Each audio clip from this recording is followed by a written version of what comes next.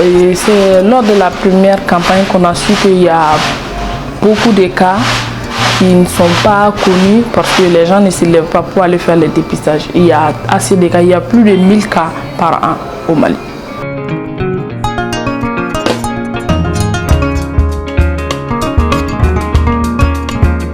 Quand on les approche, ils disent, souvent d'autres disent que les matériels qu'on utilise pour faire les tests, que ça rend malade, que ça fait mal. Bon, d'autres ne croient même pas à l'existence du cancer du col de l'utérus. D'autres pensent que si elles sont diagnostiquées et qu'elles ont la maladie, qu'elles vont aussitôt mourir. Et c'est avec toutes ces peurs-là qu'elles refusent d'aller se faire dépister.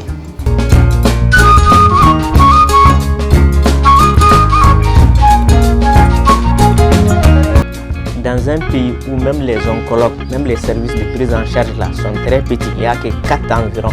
Le service de Pongé, Gabriel Touré, Hôpital du Mali et le Luxembourg. Donc pour la prise en charge dans un pays de 20 millions d'habitants. Donc du coup, ou d'ailleurs dans peut-être le milieu rural où les gens ne croient même pas.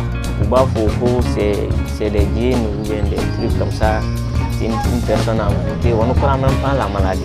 Donc pour dire que même les chiffres qu'on donne sont très en deçà de la réalité.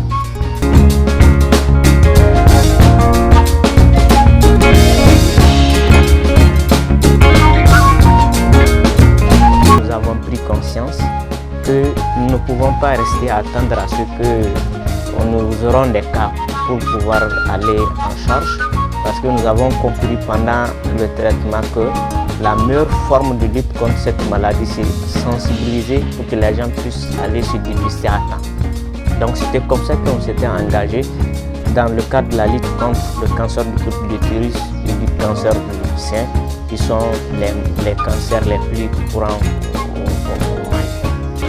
Bon, comme chaque année, on fait des campagnes de dépistage du col de l'utérus et on le fait sur 2 volets. La première, c'est la conférence et pour sensibiliser la population, et puis le dépistage le lendemain. Avant la conférence, on fait des porte-à-porte. On choisit ça, chaque année on choisit un centre pour aller faire le dépistage là-bas. On fait des porte-à-porte dans les quartiers pour aller sensibiliser les femmes, leur expliquer ce que c'est que le cancer du col de l'utérus, et leur inviter à venir assister aux conférences débats animées par une sage-femme qui leur explique les inconvénients du cancer du col de l'utérus